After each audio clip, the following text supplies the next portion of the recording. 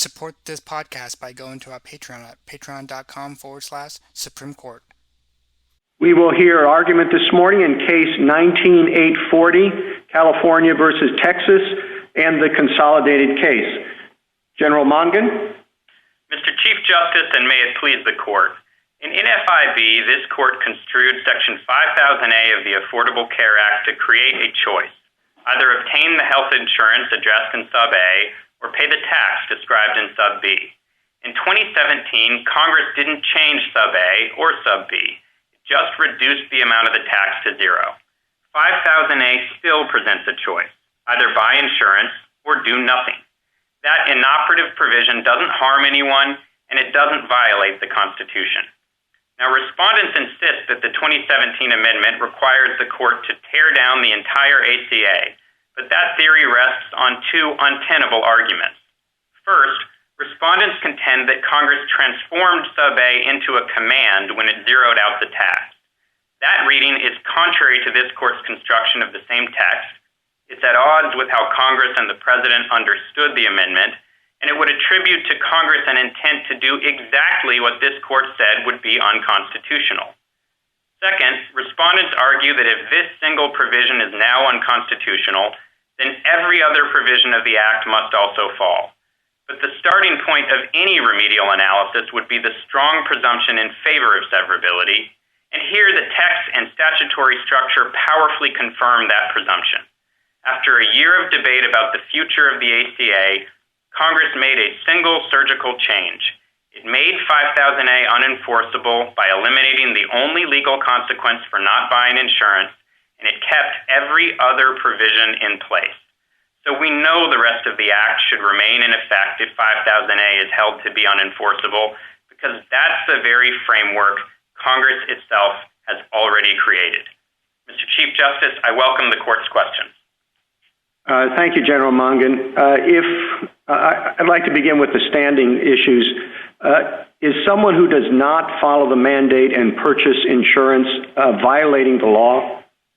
Not on our view, Your Honor. We think that this is an inoperative provision and there is no legal command. But even if the Court were to accept the plaintiff's theory that it is a command at the standing stage, they still can't establish standing because there's no threat or even any possibility that that command would be enforced against them.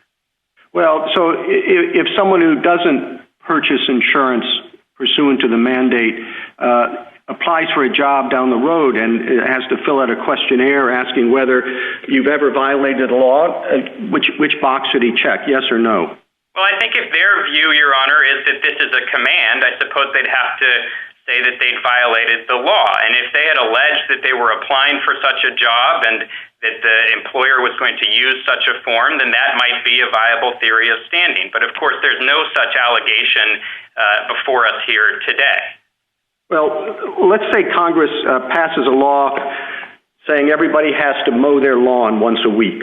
And they even make a lot of findings about why that's a good thing. You know, it makes the country look neater. You get fresh air if you have to do that. Supports the lawnmower business. But the fine for violating it is $0. Do they have standing? I mean, the neighbors will see that they're not obeying the law. The objectives of Congress will not be fulfilled. In other words, there'll certainly be injury to that person, and I wonder if under your theory that person would not be able to challenge the law. I don't think that they would be on the theory that they've altered their conduct to comply with the law and they've suffered some injury. I think that follows from this Court's cases in Poe and Holder and American Booksellers, that it's not enough to say that I'm injured by complying with the law. You also have to show some real threat of enforcement. And here, of course, Congress eliminated the only enforcement mechanism in 5000A. Thank you, General. Justice Thomas? Thank you, Mr. Chief Justice.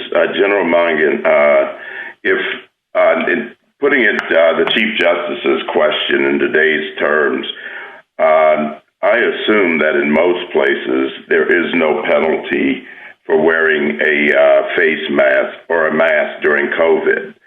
but there is some degree of opprobrium if one does not wear it in certain settings.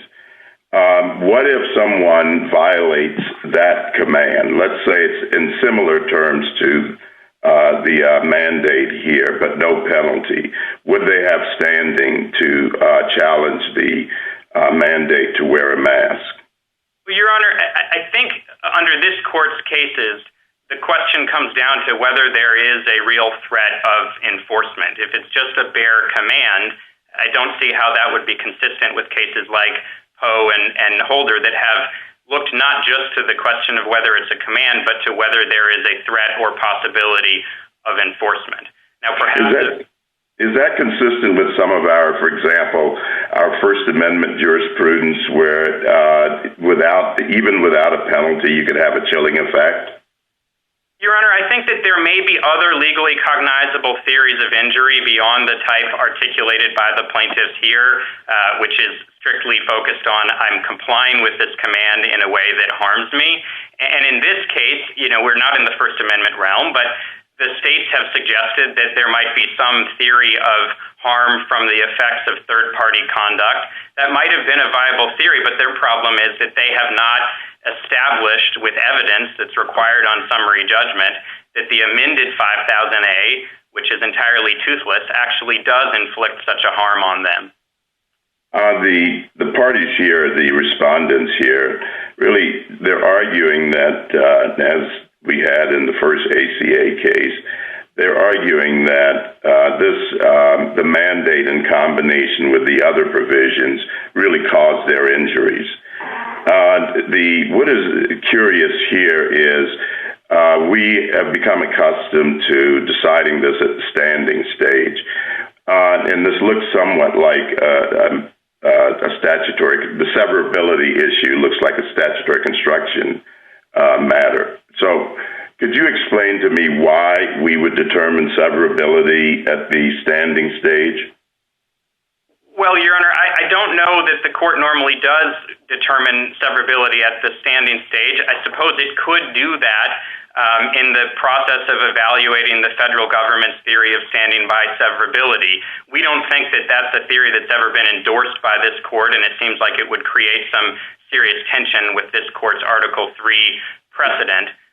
But typically, severability would be analyzed after a ruling on the legality of the provision.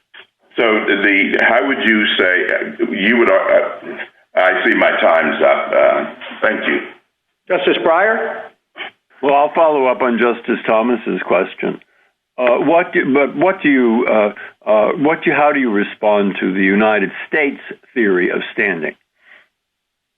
So it's a novel theory. It's never been endorsed by this court. It would create a fairly massive loophole in Article 3 because in the ACA context, for example, any American who's regulated by any provision of the ACA, biosimilars or the menu calorie count provision, would be able to challenge 5000A without showing that that provision actually harmed them. And I do think it's in tension with this court's Article 3 precedent in several respects. First, what the court has indicated in cases like Daimler-Chrysler is that a plaintiff needs to establish standing for each claim, and they need to show that they are injured by the allegedly unlawful conduct or provision.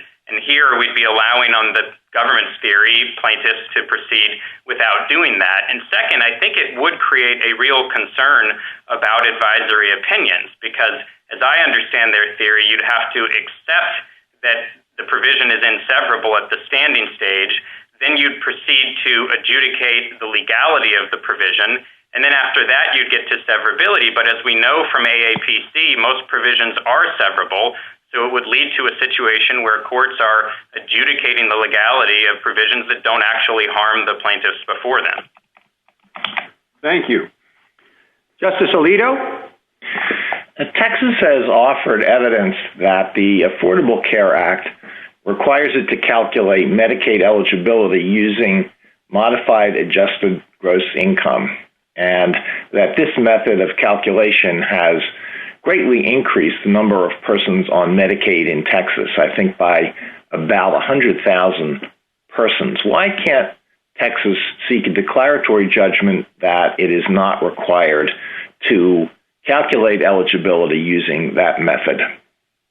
Well, I think that the problem is that they need to show that they're injured by the provision that they actually allege is unconstitutional. And that provision that Your Honor referenced is separate from 5000A. It would remain on the books even if 5000A were wiped away. So unless the court were willing to accept the novel theory of standing by inseverability advanced by the federal government, I don't see how Texas's theories about many other provisions of the ACA can establish a case or controversy with respect to this claim challenging amended 5000A. Well, there is logic to that theory of standing. Why is it conceptually unsound? Well, we think it's unsound because it then would allow the court, allow a party to come into court and challenge, any aspect of a large statutory scheme by just asserting a theory that it's inseparable from one provision that harms them. But Your Honor, if the court wanted to create that type of rule in its standing jurisprudence, that would just bring us to the merits. And the problem with the merits theory is that the plaintiffs here are positing that Congress created the very command that this court held in NFIB was constitutionally impermissible. And that's just not a plausible construction when you consider that Congress was well aware of this court's statutory construction. It relied on that choice-creating construction and used it to just render the provision inoperative. Let me ask this related question. If Texas were to fail to use that method, what consequences would follow? If Texas were to fail to use the method for calculating Medicaid eligibility, Your Honor? Yes. I don't know. I suppose it's possible that the federal government could bring some sort of enforcement proceeding against them, or that an individual could sue on the theory that they should be eligible for Medicaid. Well, I would ask a related question about what would happen if the IRS attempted to assess penalties on state employers for failing to comply with the reporting requirements in sections 6055 and 6056. In a collection proceeding, could the state argue that it has no obligation to follow that because they can't be severed from the individual mandate? Well, those are separate provisions. I suppose it's possible that a defendant could try and advance that as a defense in response to such a claim, but that doesn't mean that as a plaintiff they can go into court and establish an Article 3 injury tied to 5000A sufficient to exercise the court's jurisdiction. Thank you. Justice Sotomayor? Counsel, if I understand, and please tell me if I understand your point correctly, which is if they have claims challenging the provisions that Justice Alito asked about, they should have brought that challenge, not a challenge based on the individual mandate, correct? That's exactly right, Your Honor. And although they have discussed a lot of the costs that flow from other provisions of the ACA, they haven't directly challenged those provisions, and they haven't advanced any theory as to why those provisions are unconstitutional. Second, counsel, give me your best argument why it would be unreasonable or not legally enforceable for plaintiffs to read the individual mandate as a legal command.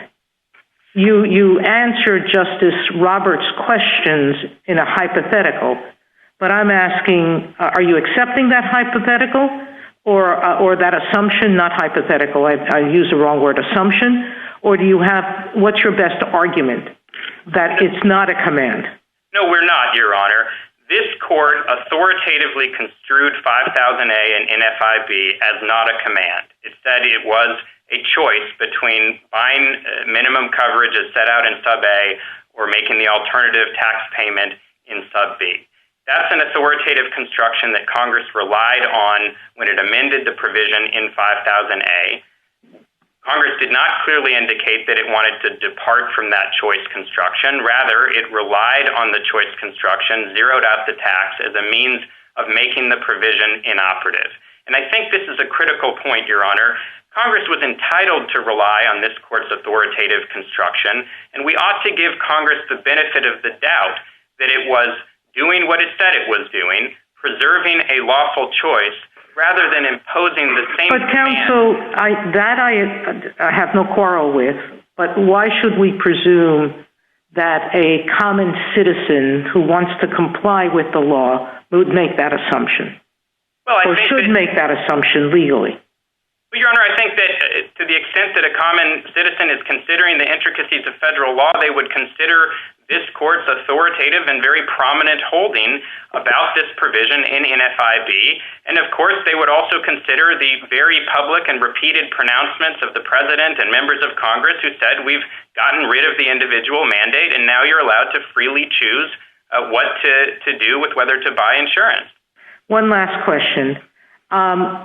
If I understand your standing argument within this involving the states, but are you arguing that the states are not harmed by the cost of more people enrolling in insurance as a legal matter, or is it that as a factual matter you think they have not yet demonstrated that they were harmed? As a factual matter, Your Honor, we're on summary judgment. It was their burden to introduce specific facts showing that amended 5000A actually drives up their costs. They put in 21 declarations, but they didn't actually address that point. So how do you deal with their argument that you had the burden of coming forth with evidence? Well, I just don't think that that's consistent with precedent. It's the plaintiff's burden at summary judgment to establish that they have satisfied the requirements of standing. Justice Kagan? General, just continuing on this point of the state standing, I mean, why wouldn't it be right to say something like, look, you can expect that as a result of this law, more people will buy insurance, even when there's no enforcement mechanism. Just the force of law itself will encourage people to buy insurance. And Texas is now saying, well, that costs us money.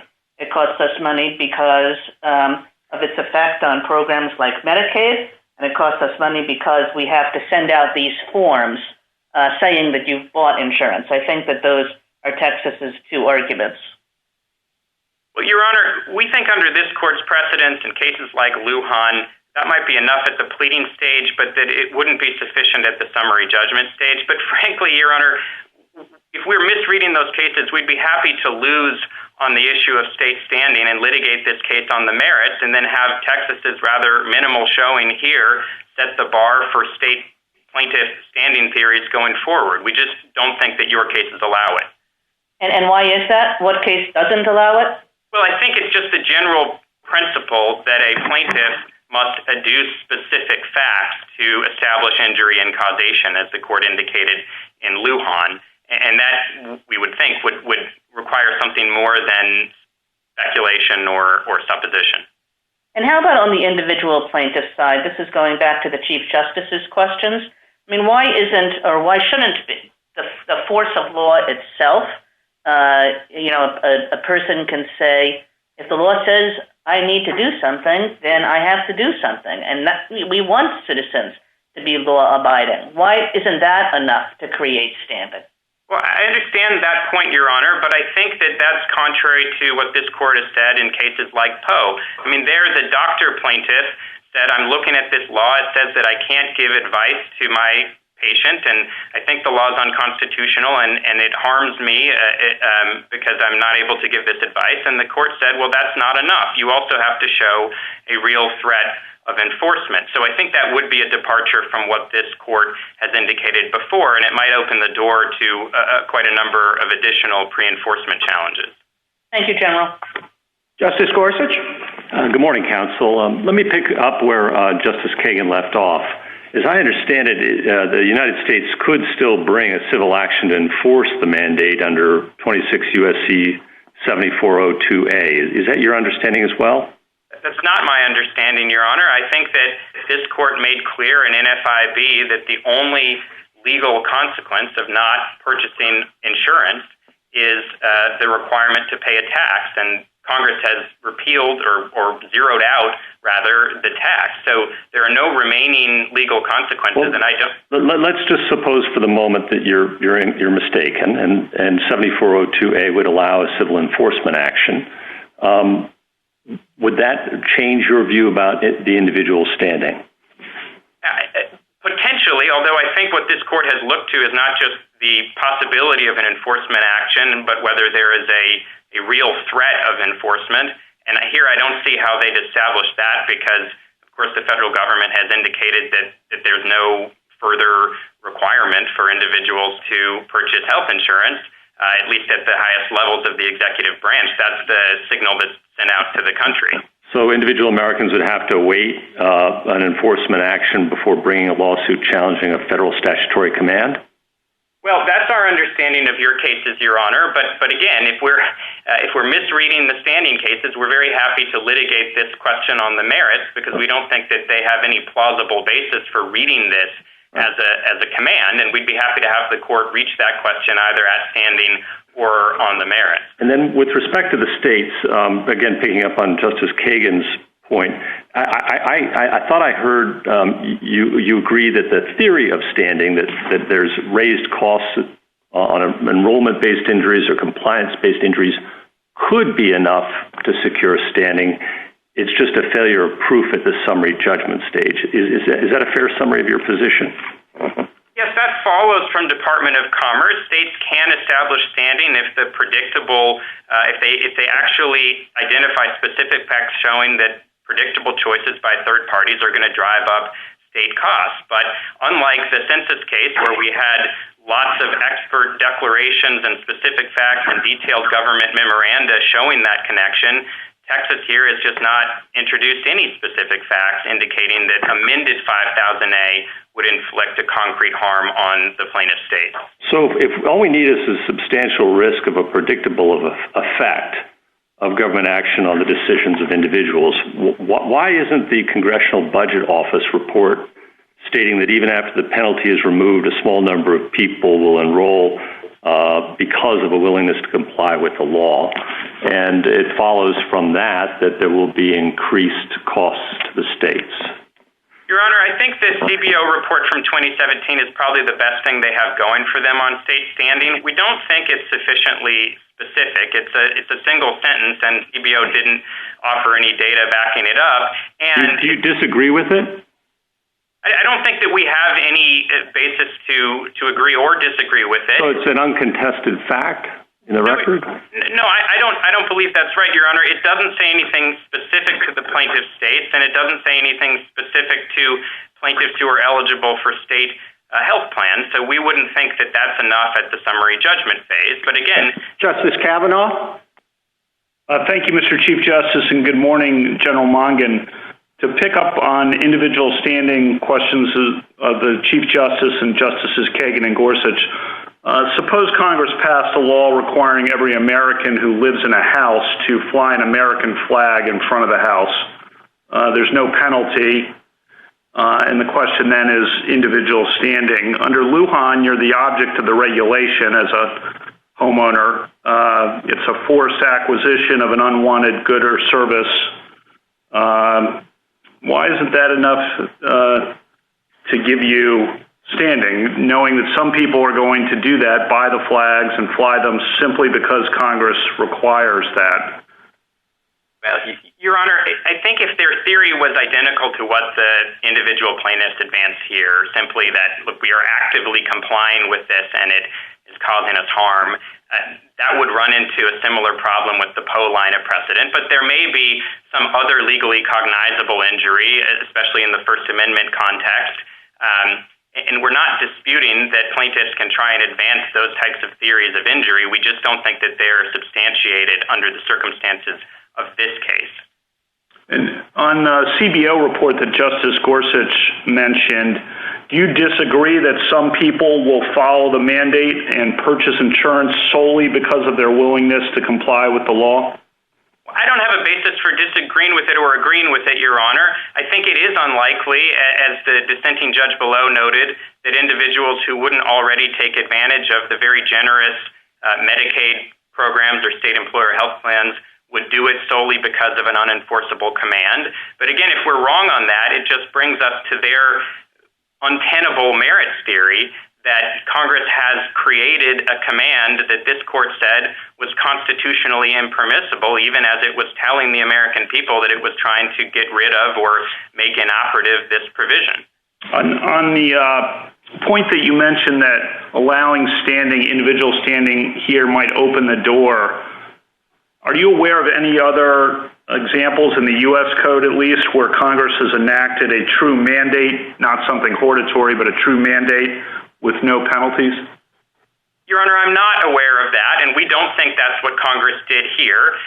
We think that they just... Yeah, I take that point. I was just wondering if you were aware of an example. On the merits of the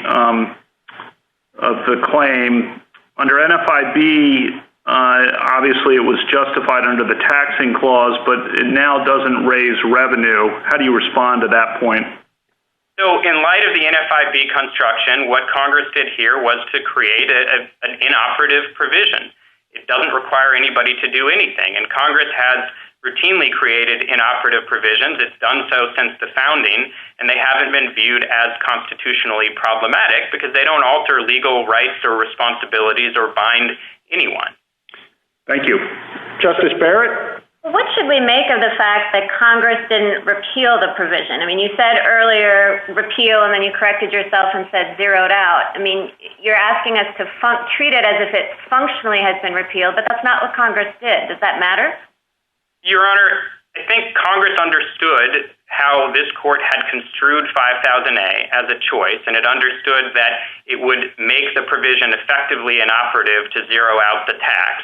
And that was a reasonable thing for it to do. Obviously, it was operating under reconciliation procedures. That allowed it to make the change compliant with the Byrd Rule, and CBO had told it that there was no material difference between repealing the provision and zeroing out the tax. Let me ask you another question that's related to some of the hypotheticals you've heard so far. The Chief asked you about a mandate to mow the lawn, and Justice Thomas asked you one about forcing people to wear a mask.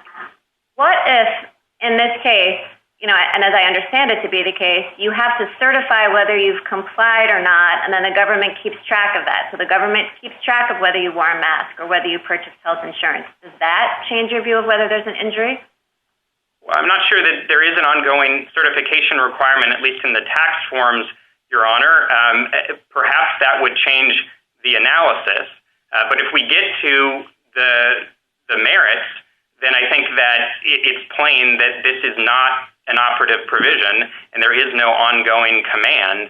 So even if that would establish standing, it wouldn't be enough to allow the individuals to prevail on the merits. And, Your Honor, I would like to just make the point that if the court were to disagree with us on the merits and hold that this is a naked command, then the only proper remedy for that would be an order making the provision unenforceable and holding that it's invalid. That would completely address the problem. What would be deeply problematic for the plaintiff, for the petitioner states, and for the rest of the nation is if plaintiffs were allowed to leverage this single inoperative provision to tear down hundreds of other provisions that Congress... Counsel, but let me just return to the question on the merits. So the states have said these forms 1095 B and C do require, as part of taxes, for one to certify whether or not one has maintained the minimum coverage necessary. Is that incorrect?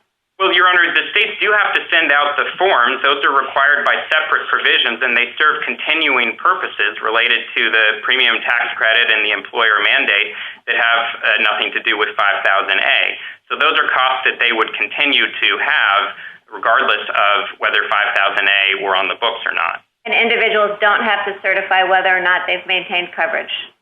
Well, the IRS website makes clear now that there's no longer an obligation on the annual tax forms to check the box regarding coverage. They've gotten rid of that requirement. Okay, thank you, counsel. A minute to wrap up, General. Thank you. The plain intent of the 2017 amendment was to make 5000A inoperative and unenforceable, not to impose the very command this court said would be unconstitutional. And the current statutory framework makes clear that Congress wanted every other ACA provision to remain in effect if 5000A were unenforceable, because that's the precise situation Congress created. Respondents' inseverability theory would do violence to Congress's intent, invalidating hundreds of provisions that Congress chose to leave in place and that are functioning perfectly well without an enforceable 5000A. It would cause enormous regulatory disruption, upend the markets, cast 20 million Americans off health insurance during a pandemic, and cost the states tens of billions of dollars during a fiscal crisis. There's no basis for that result in text, intent, or precedent. Thank you, General. Mr. Verrilli? Thank you, Mr. Chief Justice, and may it please the Court. Respondents are asking this Court to do what Congress refused to do when it voted down repeal of the ACA in 2017. But their argument is untenable. The 2017 Congress did not convert Section 5000A from a choice to a command. The amended statute doesn't require anything of anyone. And even if one misconstrues 5000A as a mandate, it's not plausible that the same Congress that had just eliminated any economic pressure to purchase insurance nevertheless thought that an unenforceable mandate was so vital that its invalidation should doom the remainder of the ACA. There is just no way that Congress would have preferred an outcome that throws 23 million people off their insurance, ends protections for people with pre-existing conditions, and creates chaos in the healthcare sector. Respondents' arguments take constitutional adjudication as a game of gotcha to a whole new level. But this is not a game. This Court's precedents require respect for the constitutional role of Congress, and those precedents emphatically foreclose the outcome respondents seek. Mr. Verrilli, 8 years ago, those defending the mandate emphasized that it was the key to the whole act. Everything turned on getting the money from people forced to buy insurance to cover all the other shortfalls in the expansion of health care. And the briefs here on the other side go over all that. But now the representation is that, oh, no, everything's fine without it. Why the bait and switch? And was Congress wrong when it said that the mandate was the key to the whole thing, that we spent all that time talking about broccoli for nothing? So, Mr. Chief Justice, in 2010, I don't think there's any doubt that Congress made a predictive judgment about what would be needed to create an effective market, and they adopted a carrot and stick approach. And there were a lot of carrots. You know, the policies were attractive, limited copays, no annual or lifetime caps. There were generous subsidies to draw people into the market, and it was easy to enroll because of the exchanges. But there was also a stick, the tax payment if you didn't enroll. And I don't think there's any doubt that the 2010 Congress thought that stick was important. But it's turned out that the carrots work without the stick. That's the judgment that the Congress made in 2017. It's what what the CBO told Congress. That Congress asked the CBO, what'll happen if we repeal the mandate outright? What'll happen if we zero out the tax? And CBO came back and said, whether you zero out the tax or you repeal the mandate, the effects on the market will be the same. The market will remain stable over the coming decade.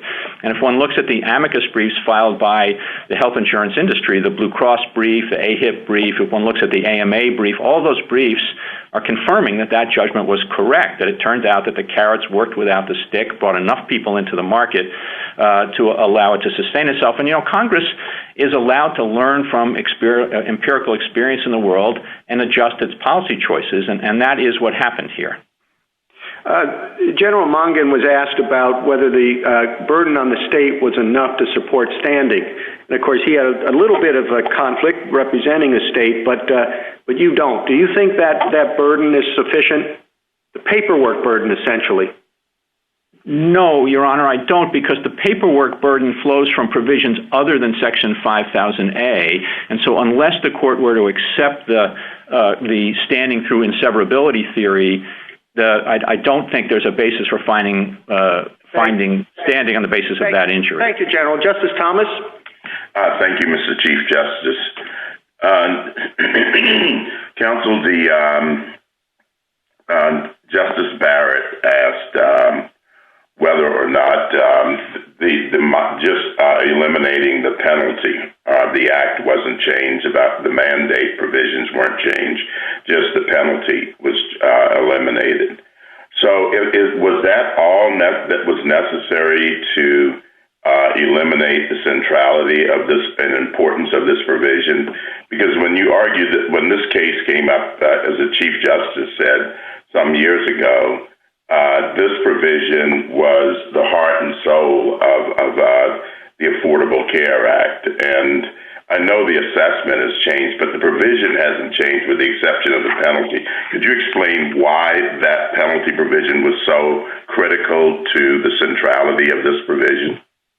Well, I think, Your Honor, this does go to the heart of the severability question, and I guess the argument that my friends on the other side are making is that the continued existence of 5000A sub A, even though it's unenforceable and there's no tax anymore, is still central to the operation of the Act, such that under the court's inseverability precedents, Congress would have preferred that the entire Act come down if that provision was struck down. And I think there are four reasons why that can't be right. First, you'd have to accept that the 2017 Congress said, we're going to eliminate any financial pressure to stay in the market, but the moral suasion is still so important that the entire law has to fall. And I just don't think that's a plausible account of what happened in 2017. Second, Congress asked the CBO what would happen if they repealed, what would happen if they zeroed out the tax. And the CBO came back and told Congress the effect on the market will be the same either way. In other words, there will be no material difference between zeroing out the tax and flatly repealing Section 5000A sub A. And that's the context in which Congress acted here. Third, the contemporaneous history is quite clear. The president, the congressional leadership, the bill sponsors, the committee chairman, they all were shouting from the rooftops that they were repealing the mandate and giving citizens complete flexibility about whether to purchase insurance. That is not what you would be saying to the world if you thought that moral suasion was essential to keep the system going. And finally, even if you thought that Congress really did have an interest in continuing moral suasion, that doesn't mean that they would have preferred to bring the whole ACA crashing down if 5000A were declared unconstitutional. And in that respect, I think it's a lot like Celia law. There, in contrast to here, you had actual evidence that Congress wanted the CFPB director to be independent of the president. And that was here was just a hypothesis. There was evidence, but the court made the judgment there that Congress would not have preferred to see the entire CFPB come crashing down if that independence were eliminated. And I think that same kind of reasoning applies very strongly here. Thank you.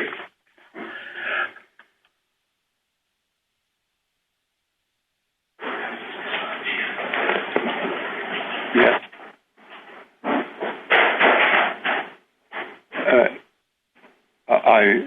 Justice Breyer? Can you hear me? Justice Breyer? Yeah. Thank you, Justice Breyer. Yeah. I'm connected, I think. The question about the severability, since at the time we heard, when this was first passed, that the mandate was absolutely crucial, as you pointed out, because unless people buy insurance under this mandate, the other provisions, such as you don't have to worry about pre-existing conditions, etc., won't work. All right. Why isn't that fact? I'm sorry, Justice Alito? Something happened. I'm sorry, my machine didn't work. I thought Justice Breyer was still on his time. No, Justice Alito? Oh, all right. Well, thank you. Mr. Verrilli, this does seem like deja vu all over again. But let me ask you this question about the theory of standing by severability. Suppose there's a very simple statute. It has two provisions, A and B. I am hurt by B. I am not hurt by A. A is unconstitutional. The statute has a clause that says if A falls, B falls too. Under those circumstances, would I lack standing to challenge A? Well, that hypothetical definitely tests the limits of our objection to standing through inseverability, and I think it would be hard to maintain that position in the face of a statute like that. But what I will say, Your Honor, is this, that what it does point up, I think, is that if the court is going to validate the theory of standing through inseverability for the first time, that it ought not to do so combined with a presumption of inseverability at the standing stage, because even the situations like the one Your Honor's hypothetical describes are going to be very rare. And most of the time, as the plurality opinion in AAPC acknowledged, severability will be the outcome. And so if one presumes inseverability, even in cases like this one without an inseverability clause, then I think that is, as General Mongan identified, an open invitation to advisory opinions, because you're going to grant standing on the basis of the injury caused by Provision B, hold Provision A unconstitutional, and then say, but it's severable, and therefore the challenger doesn't get any relief. And so I think that's the problem. So I do think if the court really thinks that standing through inseverability is a valid theory of establishing Article III injury, that that ought to come with an analysis at the standing stage of the severability issue.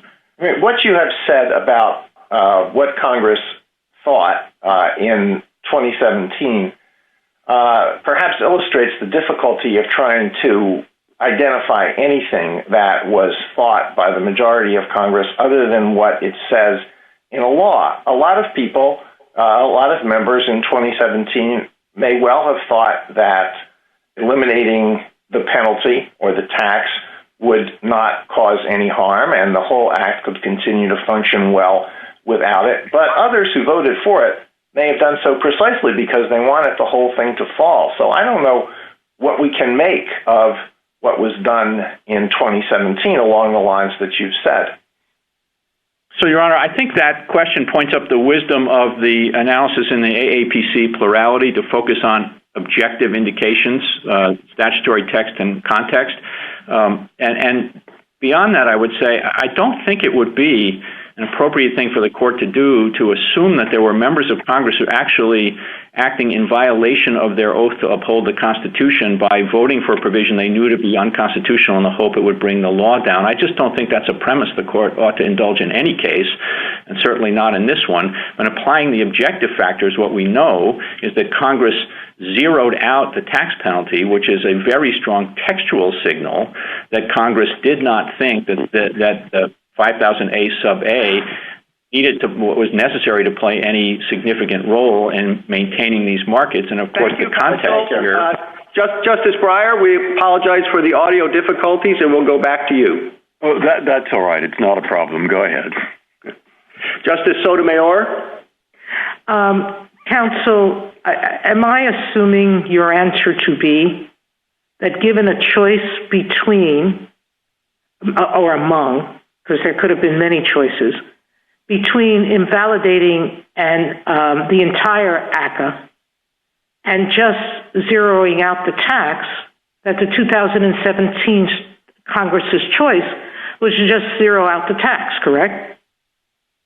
Yes, that's manifest on the record, Your Honor. There were efforts to repeal the entire ACA. Those efforts failed in the Senate. They were voted down. So we know that that effort to repeal the entire ACA was voted down, and the only change made was the zeroing out the tax in 5000A.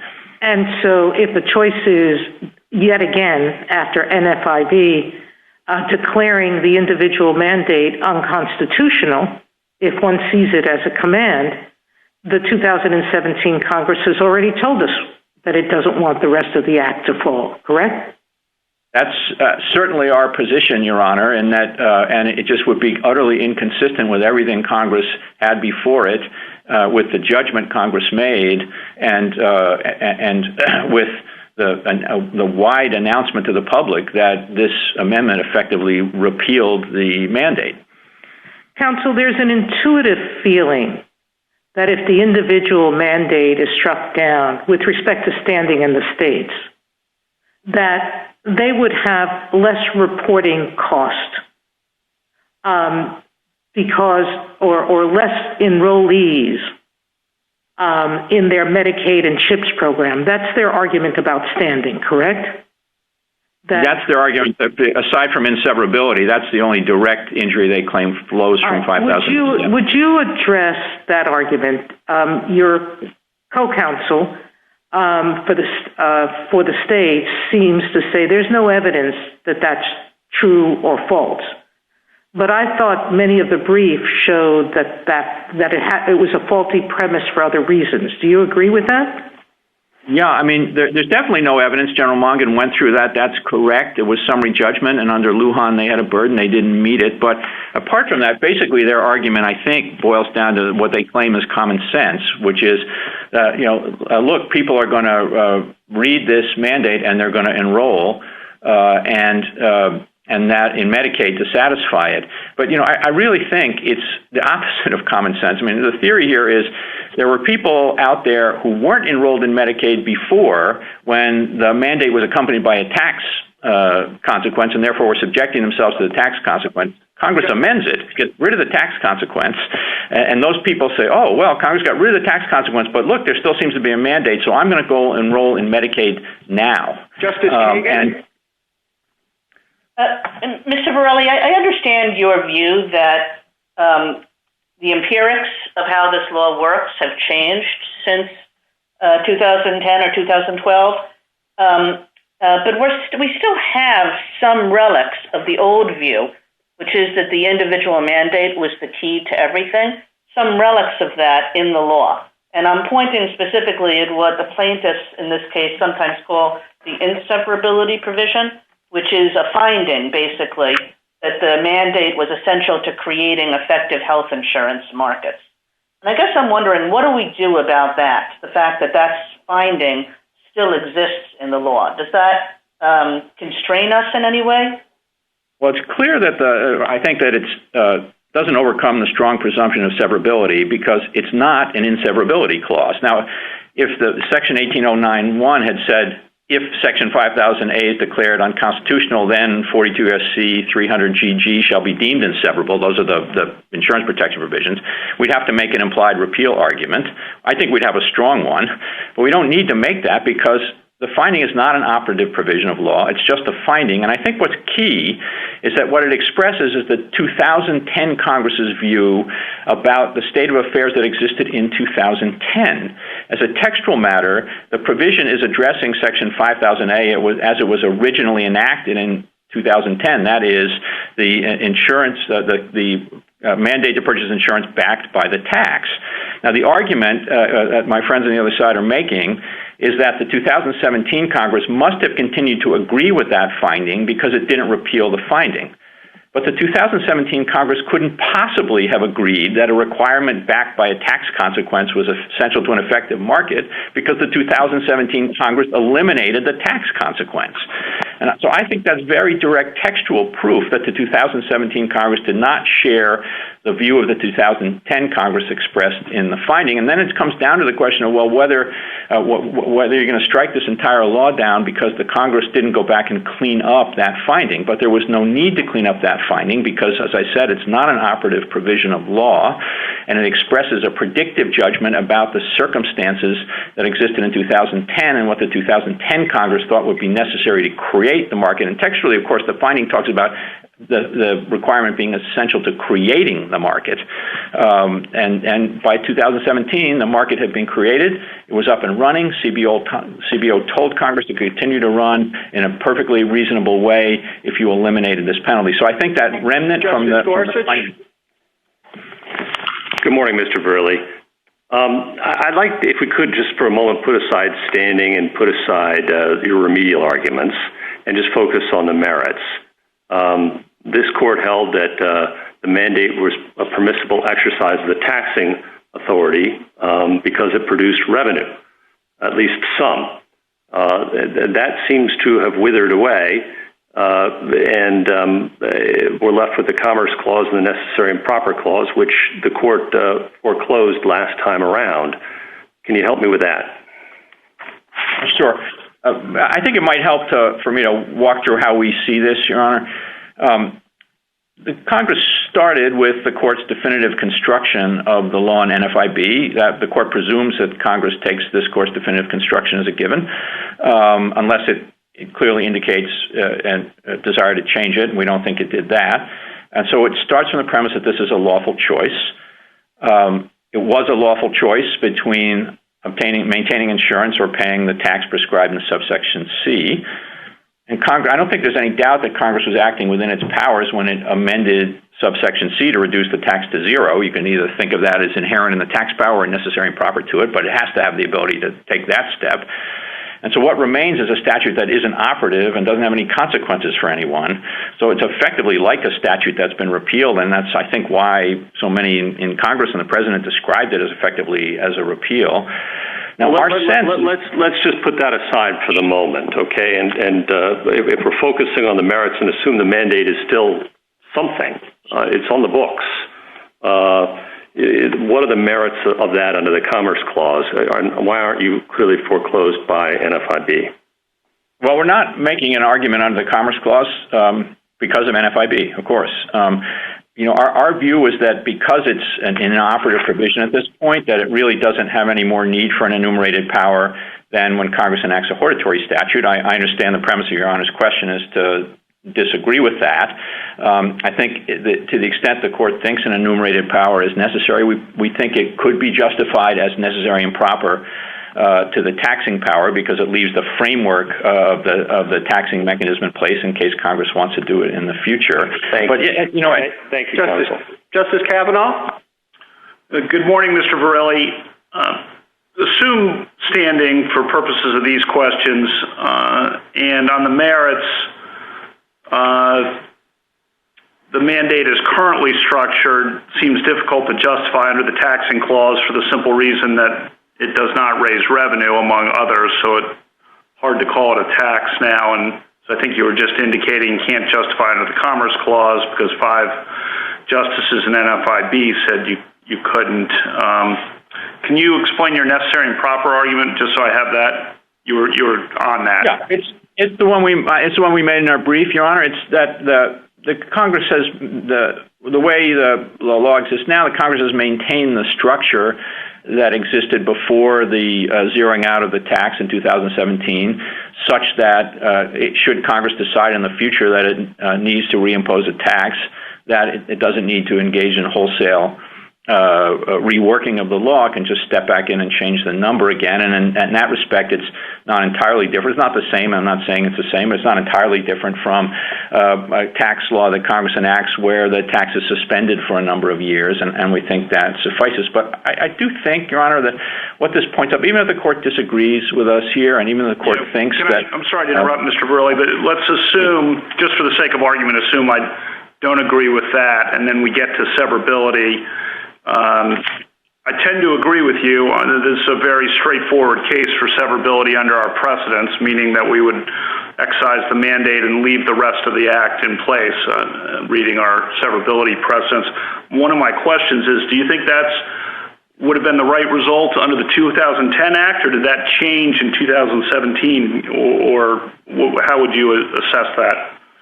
Well, I thought the amicus in 2010 made very strong arguments in favor of that result, but I do think the relevant point of inquiry was what did the 2017 Congress think, and I do think with respect, what would the 2017 Congress have preferred in the language of Celia law and the AAPC opinion, and I think that the answer, the objective answer to that is quite clear, that that the very same Congress that zeroed out the tax and therefore removed any economic incentive, any economic suasion to get insurance, couldn't possibly have thought that the provision was continued to be essential to the operation of the overall system.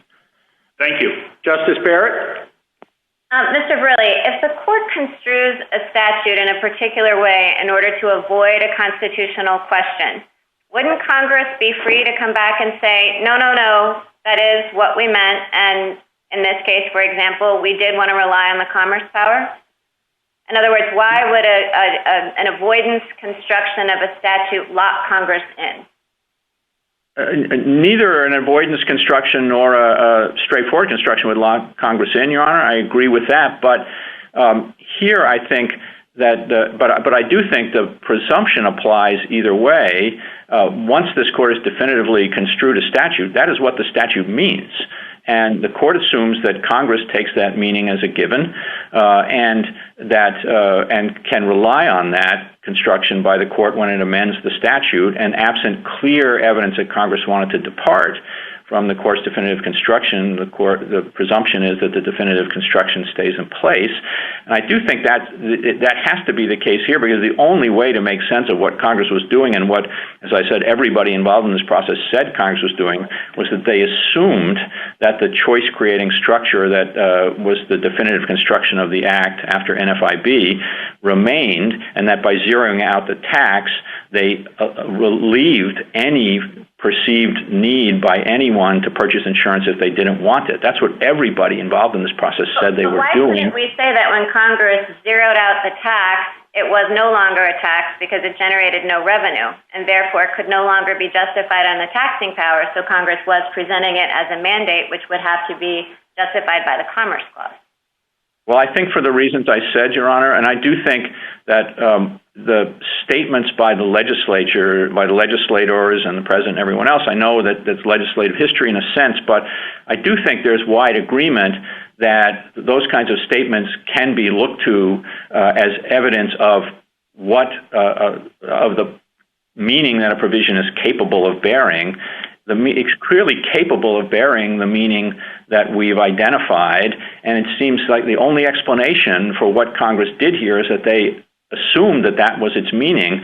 If they had assumed the opposite and wanted to impose a command, I presume somebody would have said that, and everybody said the opposite. And of course, a minute to wrap up, Mr. Verrilli. Thank you. The Affordable Care Act has been the law of the land for 10 years.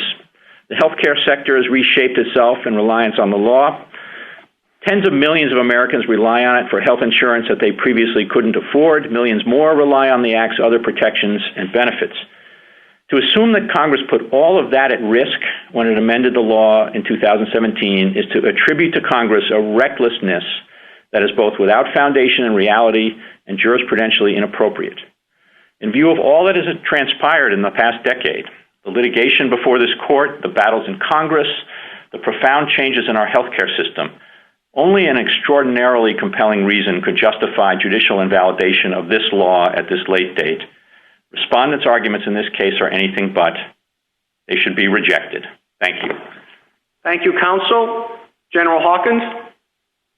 Thank you, Mr. Chief Justice, and may it please the court. This case should be resolved on the basis of three operative provisions that appear in the U.S. Code today.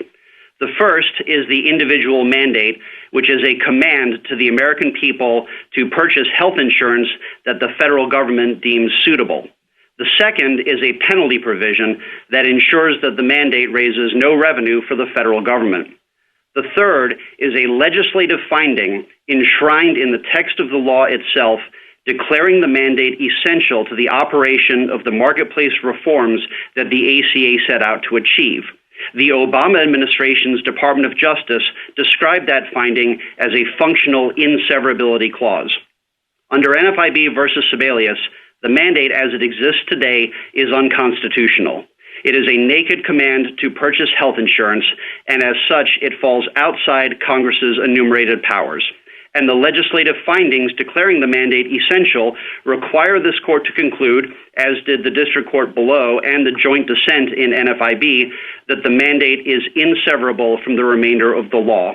In asking the court to hold otherwise, petitioners are really asking this court to ignore statutory provisions in the U.S. Code. Petitioners instead prefer to hypothesize about what various legislators might have been thinking when they voted to eliminate the penalty provision, yet retain the mandate and the legislative findings.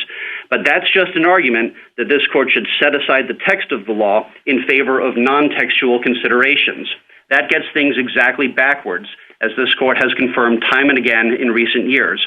There is no basis to ignore the words that Congress enacted and that remain operative today.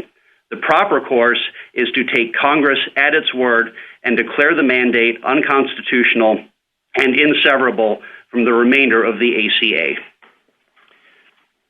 General Hawkins, on the severance question, I think it's hard for you to argue that Congress intended the entire act to fall if the mandate were struck down when the same Congress that lowered the penalty to zero did not even try to repeal the rest of the act. I think, frankly, that they wanted the court to do that, but that's not our job. Well, Mr. Chief Justice, I would respectfully submit that it is this court's job to follow the text of the law as written. And I think it's critical that in 2017, Congress could have excised the legislative findings in 18091, but it chose not to do so. It could have excised... But I mean, I certainly agree with you about our job in interpreting the statute, but under the severability question, we ask ourselves whether Congress would want the rest of the law to survive if an unconstitutional provision were severed. And here Congress left the rest of the law intact when it lowered the penalty to zero. That seems to be compelling evidence on the question. I don't think so, Mr. Chief Justice. I think what that establishes, or at least one reasonable reading of what happened, is that Congress wanted to give the American people a tax cut. And it went through lots of provisions of the Internal Revenue Code, cutting taxes here and there. And one place it found to give the people a tax cut was in 5000 AC. But it wanted to keep that mandate in place because the mandate would still drive people to acquire insurance. And indeed, it would have been quite reasonable for Congress to conclude that simply having a mandate will lead people to sign up for health insurance. As originally enacted, the Affordable Care Act included groups of people who were subject to the mandate but exempt from the penalty, including the very poor and members of Indian tribes. And I think that's an indication that Congress believed that simply ordering people to do something would get them to do it, notwithstanding any penalty that may be attached. General, you talked about the findings in the legislation and treat them as if they were an inseverability clause, but it doesn't look like any severability clause anywhere else in the rest of the U.S. Code to me. Well, Your Honor, there's certainly no magic words requirement for a severability clause or an inseverability clause. What we see in 18091 is a repeated emphasis by Congress that the mandate is essential to what they were seeking to accomplish. This is not some fleeting reference in one provision. In subsections H, I, and J, we see over and over again. Thank you, counsel. Justice Thomas? Thank you, Mr. Chief Justice. General Hawkins, I think we're shadow boxing a bit here. The individual mandate now has no enforcement mechanism. So it's really hard to determine exactly what the threat is of an action against you. Could you comment on that a bit and just give us an understanding of what your injury is? Sure, Justice Thomas. So we've offered 7 different bases to conclude that the standing requirement of Article 3 is satisfied. I would submit that the easiest path to confirm standing is through the injury that the states have suffered. In particular, the CBO confirmed in 2008 and 2017 that simply requiring people to sign up for health insurance would lead people to do so. And it's reasonably likely, based on that people will sign up for Medicaid who otherwise would not have done so because of the command to do so. Now, General Mongan suggested that we'd not put on evidence of that, and I respectfully disagree. We've put on the 2008 and 2017 CBO reports, the individual affidavits themselves at pages 73, 76, and 77 confirm that individuals will sign up just based on a command to do so. And there are numerous state affidavits, including from Mississippi, Missouri, and South Dakota at 148, 154, 187, talking about costs imposed by the mandate on the states. And we see the increased Medicaid enrollment set out in, for example, page 91 of the Joint Appendix, which is a Wisconsin affidavit. Now, we would submit that under Department of Commerce versus New York, that is more than enough to conclude that there's a substantial likelihood of at least one person signing up for a state Medicaid program, which of course would cause at least $1 in injury and satisfy the standing requirement. And that's just our first of 7 theories. I'm happy to go through more if Your Honor. I'd like to move to, at what stage would you determine inseverability? there's a lot of talk that we should consider this at the standing stage, but when I look at inseverability, I think of it as statutory construction and something more suitable for the merit stage. But I'd like your comment on that. Well, Justice Thomas, we think that this court has described the severability analysis as part of the remedial analysis. And so we submit that the proper course here is to conclude that at least one plaintiff has standing for any of the reasons we put forward, and then to conclude that the mandate is unconstitutional. And upon doing so, we would submit that that's when the severability analysis comes into play. Justice Breyer? Thank you. Turning to the merits, is your point, what do you say about many, many statutes, I suspect, that do have or could have statements, do this, don't do that, or do this, and they do not have any enforcement, they do not have any effect. World War I, defense statutes, buy war bonds, an environmental statute, plant a tree, one of 1,000 statutes commemorating something, Beautiful Cities Day, clean up the yard. I mean, I can recall, or I believe, just dozens and dozens of statutes where Congress says something where normally we would say it's precatory.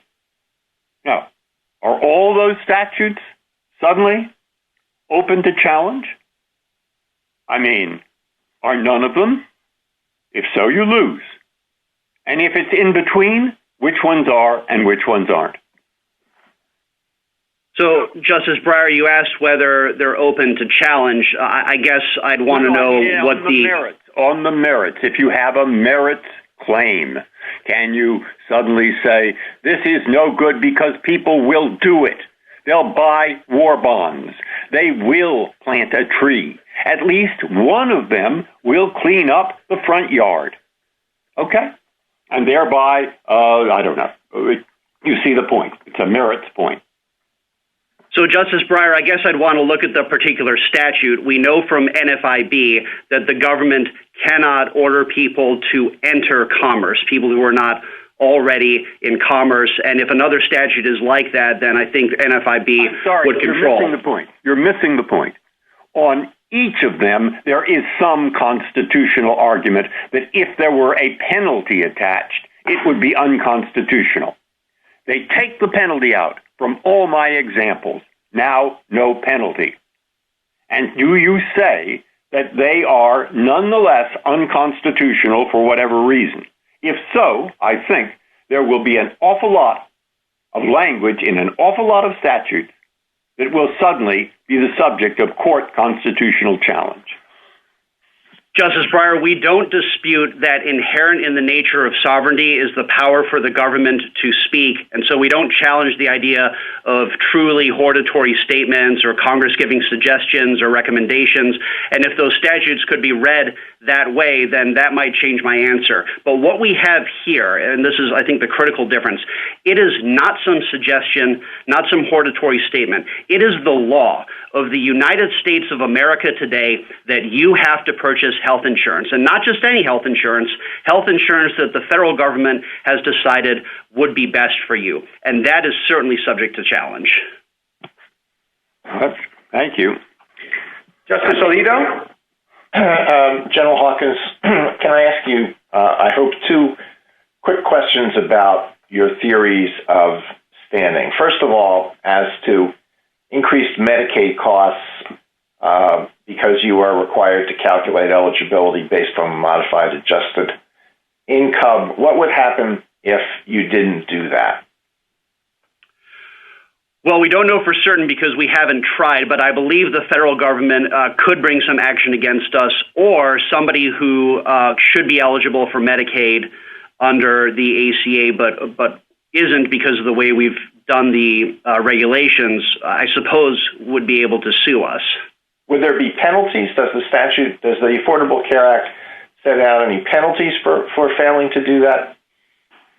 I don't know of a specific penalty or fine that would be levied against the state in connection with a failure to comply with the MAGI requirements. Of course, there are penalties that states can suffer in connection with IRS reporting and other things like that. Okay, as to the reporting requirements in Section 6055 and 6056, the consequences for failure to comply with those, I believe, would be a penalty under the Internal Revenue Code, which this court has suggested is a tax for purposes of the Anti-Injunction Act. So how could that theory of standing survive the limitations imposed by the Anti-Injunction Act? Well, the provisions in 6055 and 6056 flow from the mandate and are echoed in IRS regulations. The 2020 instructions, which were released recently, say that the states have to provide this information to the federal government about how they are covering as employers their employees.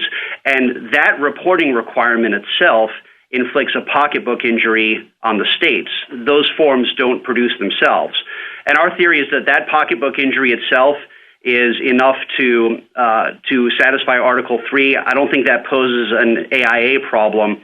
And indeed, those injuries, as the Fifth Circuit correctly held, flow from the individual mandate itself and are traceable back to the mandate.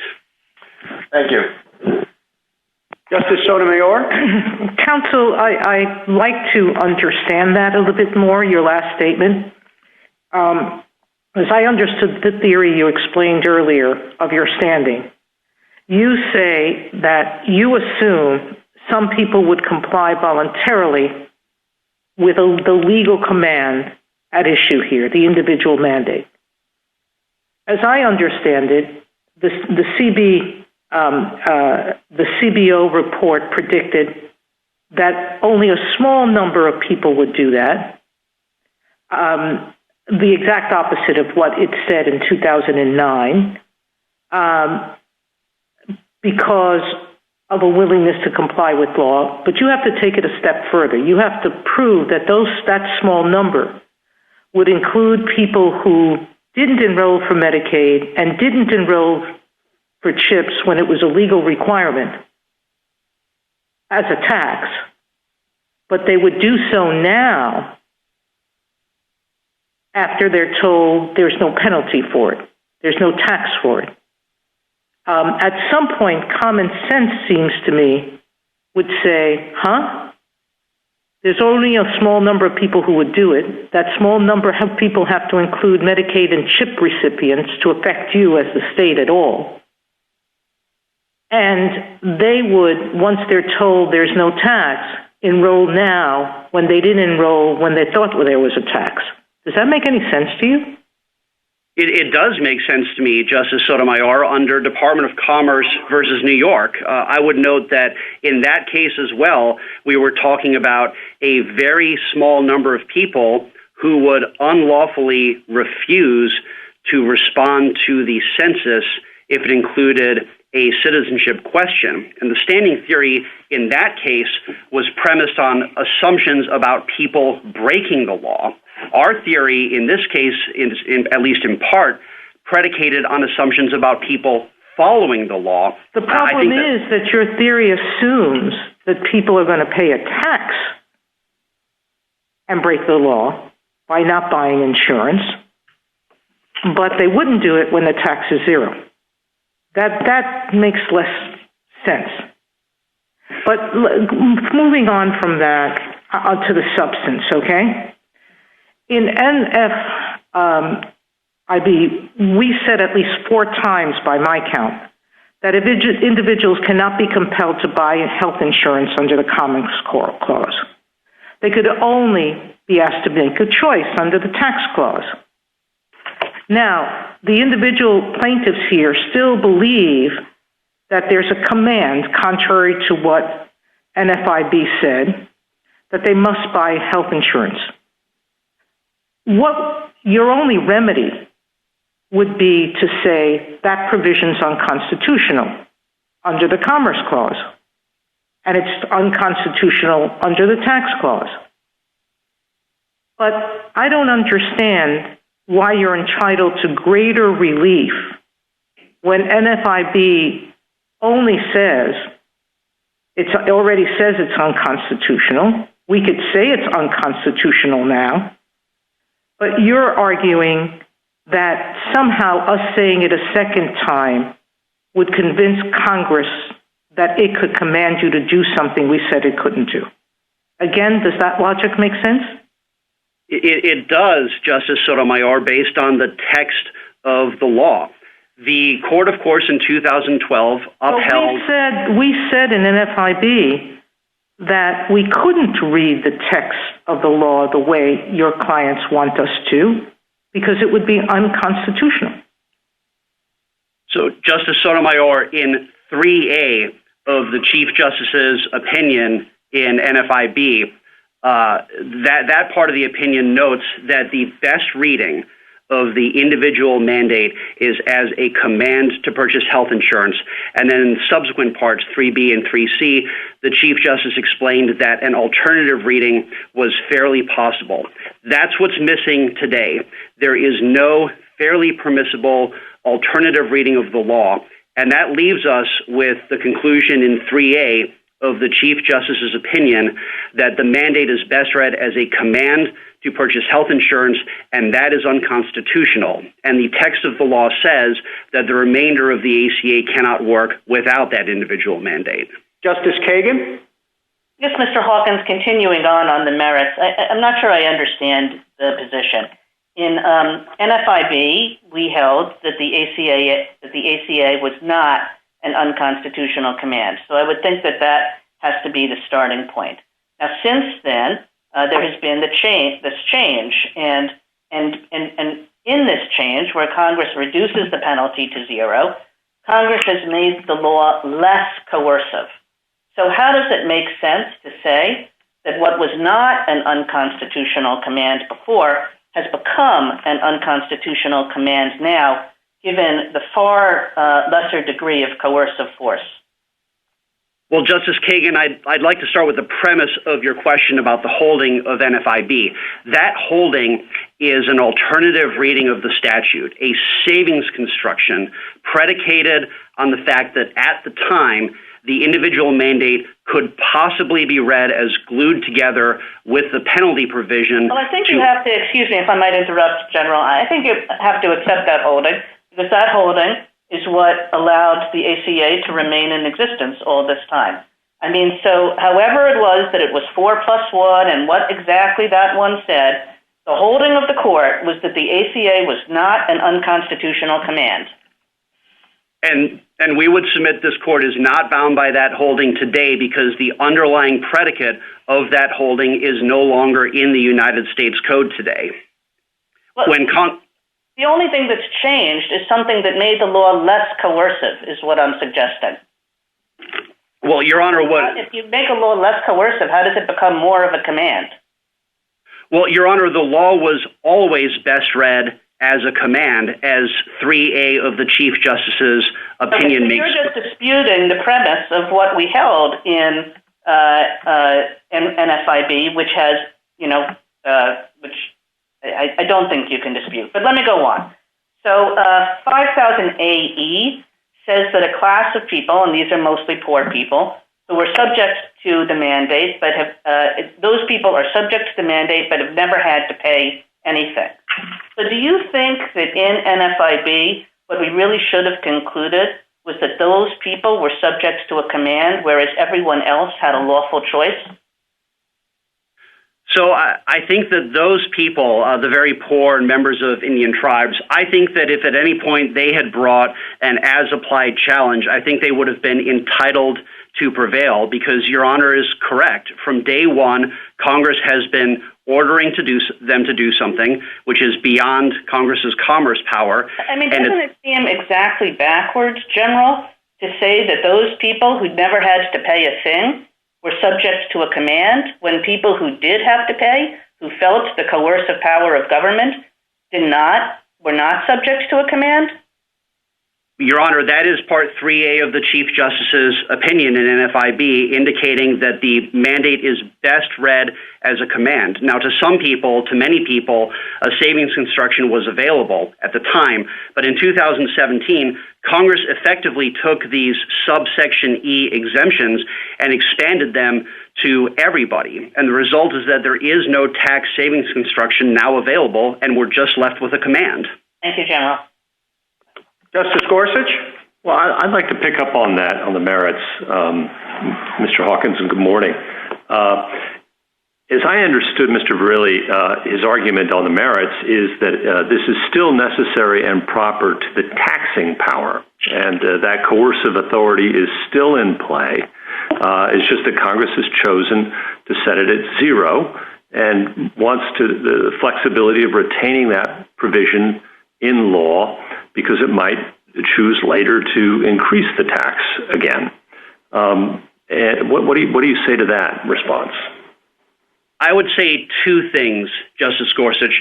Number one, this cannot be a tax because it does not raise revenue for the government and indeed cannot raise revenue for the government. In NFIB, the court noted, citing cases going back to the 1950s, that the essential feature of a tax is raising revenue. My second response, though, is that if the necessary and proper clause were to somehow save that, that would be giving Congress a police power. Everything is potentially a tax. And if Congress could justify any legislation on the grounds that, well, maybe one day we'll impose a tax, there would be no functional limit on Article I power. Let me turn to the remedial question here, and if you could address it with respect to the individual plaintiffs. They've asked for declaratory and injunctive relief.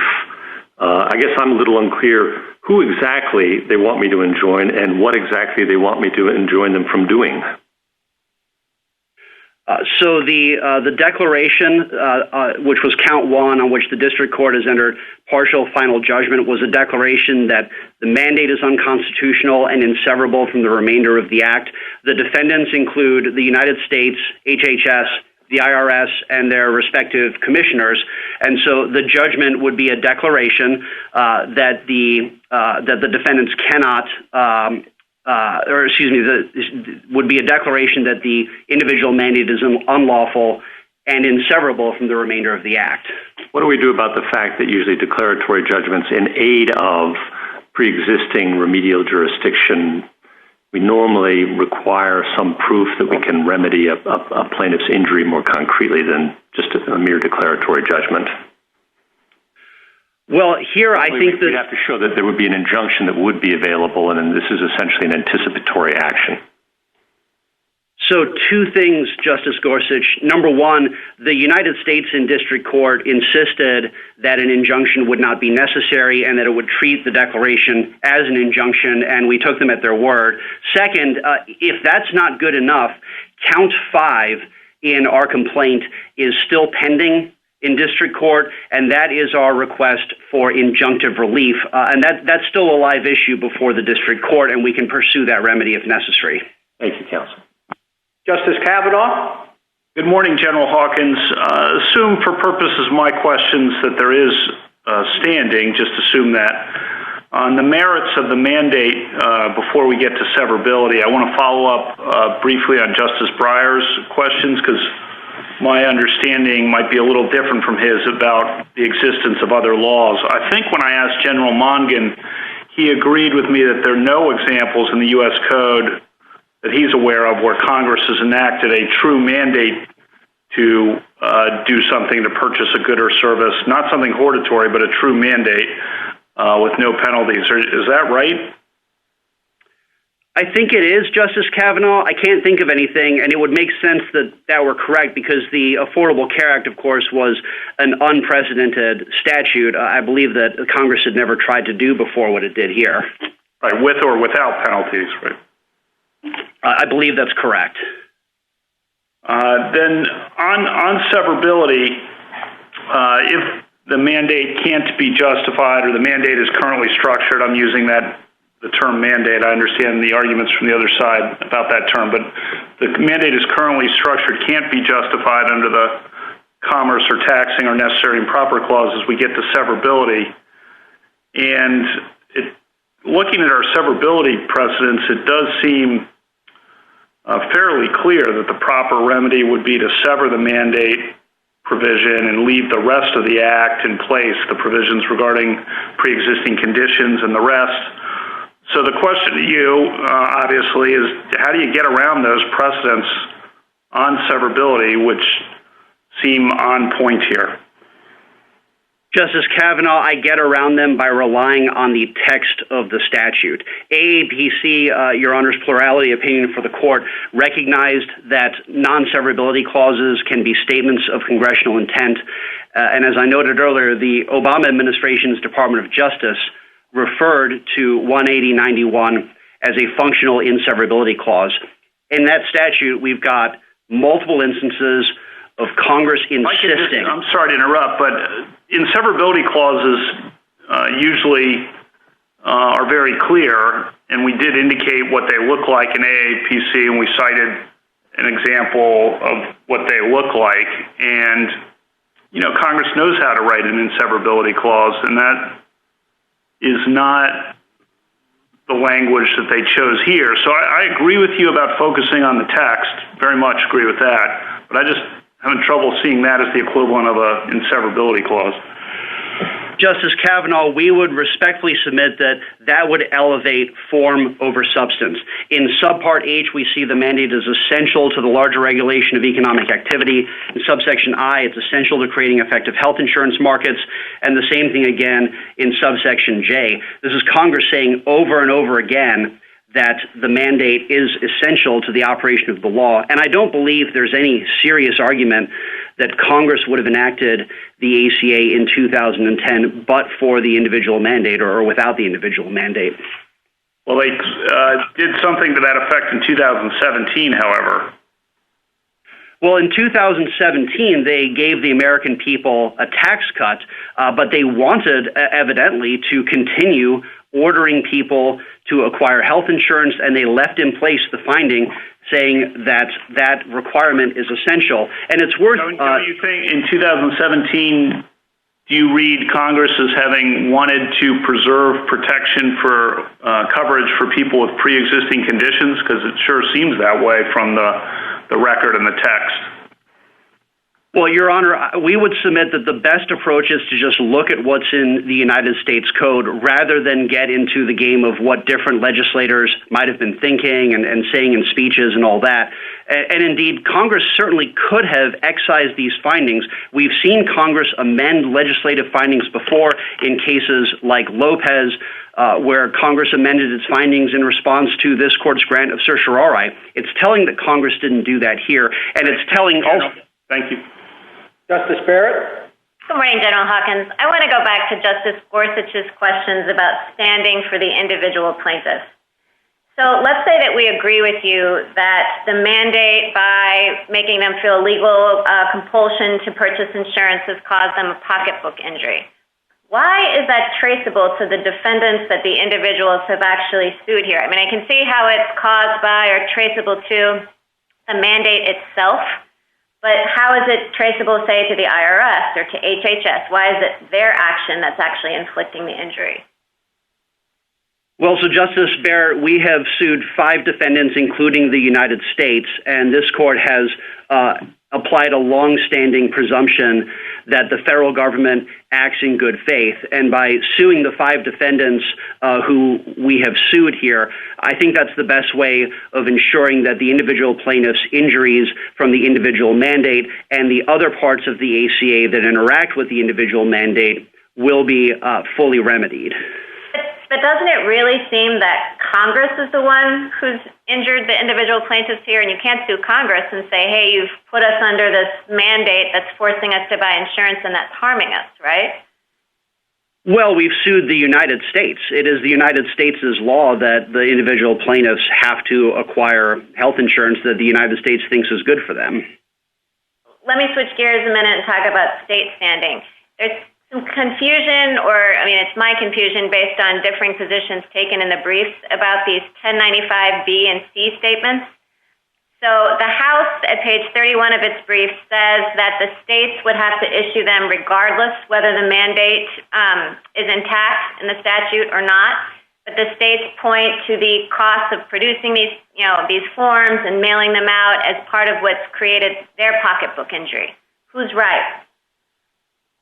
So they are correct, Justice Barrett, that 6055 and 6056 are independently on the books. But if this court were to apply the longstanding presumption that the federal government will operate in good faith and respect this court's judgments, then it is reasonably likely that a declaration from this court that the mandate is unlawful would prompt the federal government to in any way reduce the administrative burden that paperwork causes, including going through and saying who had what kind of coverage during which month. So I think that's enough to satisfy traceability and redressability, as the Fifth Circuit correctly concluded. Okay, thank you, counsel. General Hawkins, you can take a couple of minutes to wrap up. Thank you, Mr. Chief Justice. Just a couple of points. On standing, the regulatory burden that is imposed today by the IRS forms is the most straightforward way to conclude that the states have suffered a pocketbook injury. And in any event, Department of Commerce versus New York confirms that the states suffer another pocketbook injury as a predictable consequence of ordering people to sign up for insurance. Second, on severability, we submit that even if this court is disinclined to invalidate every provision of the ACA, it should at a minimum agree with the Obama administration that under the text of the law, the mandate is inseverable from the three-legged stool. Third, on practical effects, I want to emphasize that we recognize the reliance interests at stake in this regulatory regime. The district court has stayed its partial final judgment. If this court were to agree with us that the ACA is invalid, that stay could be extended for an appropriate time to allow the states and political branches of the federal government an opportunity to accommodate those reliance interests, as we saw this court do in cases like Northern Pipeline versus Marathon Oil. Thank you. Thank you, counsel. General Wall. Mr. Chief Justice, and may it please the court, this case pushes at the line between faithfully following what Congress actually does rather than what it may have intended to do. When Congress eliminated the shared responsibility payment, it left standing what is now a naked command to obtain insurance, and it left standing the finding that that mandate is essential to the operation of other parts of the Act. Those choices have legal consequences, whether or not the members of Congress who voted for the TCJA foresaw them. That's how this court normally approaches interpreting statutes, and it's how this court should approach the ACA here. I welcome the court's questions. General, your theory of standing is that a person who's not actually injured by part of the law can challenge that part of the law and through that try to strike down other parts of the law that do challenge him or that do injure him. I think that really expands standing dramatically. I mean, just in this act alone, you're talking about almost 1,000 pages, and you're letting somebody not injured by the provision that he's challenging sort of roam around through those 1,000 pages and pick out whichever ones he wants to attack.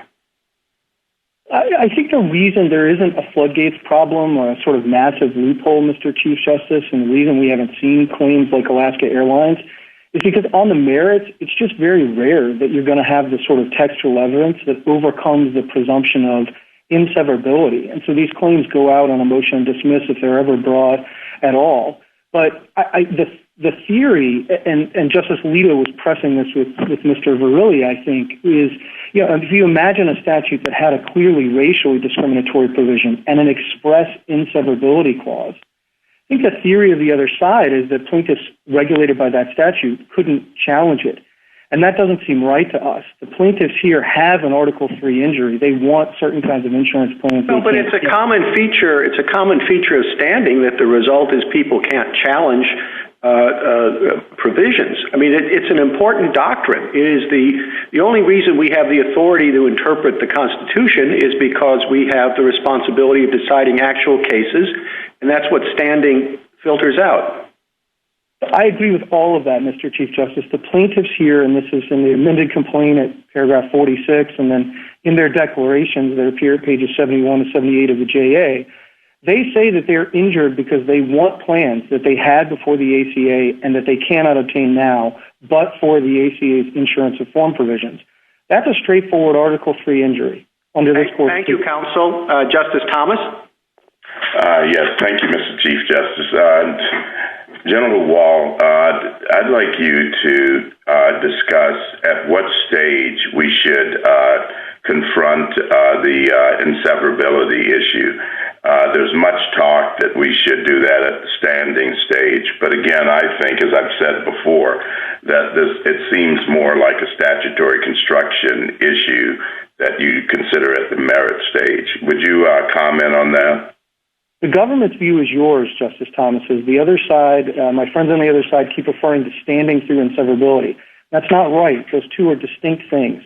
The plaintiffs here want insurance plans that they cannot get, that they used to have, but for the ACA.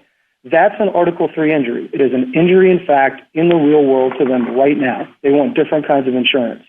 On the merits, they have arguments about why those insurance reform provisions can't be enforced against them. And their argument on the merits is that the provisions are tied as a matter of statutory interpretation to the mandate, and the mandate is unconstitutional. Now, that argument may be right or wrong on the merits, Justice Thomas, but it doesn't have anything to do with standing. As you say, it's distinct from the standing inquiry. They have an Article III injury, then we move to the merits and severability, and as I was trying to explain to the Chief Justice, the reason that doesn't open the floodgates is because it's just rare that the text of the statute, which we know has to be the focus under AAPC and CELA law, is going to provide the kind of evidence that would allow a plaintiff to overcome the presumption of severability. It's virtually always going to be true that the provisions are severable. It just doesn't happen to be true here given the unique wording of this statute. Thank you. Justice Breyer. Yes, I'm going to the merits.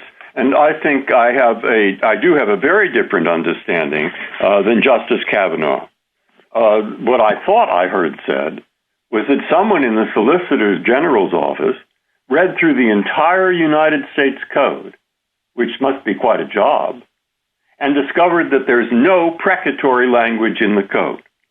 There is nothing in the code that says something like buy war bonds or something like plant a tree or something like clean your yard. Is that right? Just right. There's plenty of precatory language in the code. If you say there is precatory language, precatory means in the dictionary pertaining to entreaty or supplication. Now, how is it that you know that this mandate, just by itself, without any penalty, is something more than a supplication or an entreaty? A couple of reasons, Justice Breyer. The first is that it says shall. You shall maintain minimum coverage, not that you're encouraged to do so. And the second is that when the majority in NFIB, in Part 3C, turned to the statute, it looked at not just subsections A and B, as my friends on the other side say, but also C. This is at page 562. So when it's looking at the statute and adopting the saving construction, it's looking at all three provisions and saying it has this essential feature of raising revenue. That's what allows us to take something that's more naturally construed as a command and read it as a tax. All right, so you had someone read through the entire United States Code, and you discovered that there is no precatory language in that code that uses the word shall. Is that right? Just for, I'm not aware of any, and in all the briefs... I didn't say you weren't aware of any. I might be have a misplaced idea, but I remember when I used to work there, we passed lots of things like National Port Week and all kinds of stuff. That was precatory, or said, let's have a celebration, or the nation shall, but plant a tree, etc. But you have read through the U.S. Code, or someone in your office, and has learned that there is no word shall in a precatory phrase? Justice Breyer, I cannot vouch that I have read the entire United States Code. I haven't either. I tell you, I haven't either. But we have looked at this question, and all of the precatory provisions to which anyone has pointed or of which we are aware say things like should, not you shall do these things. So I'm not aware of statutes that say all right, you shall buy... between shall and should. Okay. Thank you. I think that's one key distinction, Justice Breyer. I would also point to not just the passage in NFIB, but the exemptions. There are exemptions from the mandate for people with religious exemptions and prisoners and illegal aliens. And if it really is just a choice-conferring provision, as the other side says, a choice you would have anyway, just by virtue of existing, it's hard then to explain what the exemptions to that mandate do. Well, as you say that, it reminds me in English, have I ever said or have you ever said to someone in your family, you shall do it, but that is an entreaty. An entreaty or a supplication rather than threatening a punishment. Have you ever heard that word used, shall, in respect to a supplication or an entreaty? No, Justice Breyer. In my family, when I tell my kids that they shall do things, that's a command backed by a penalty. Well, that's a much more organized family than mine. Justice Alito? Perhaps there's a difference between a supplication and a tax. Are you aware of any provisions in the code in which Congress has purported to use its taxing power to say, you must do this? We're going to tax it, and we're going to set the tax at zero. No, Justice Alito.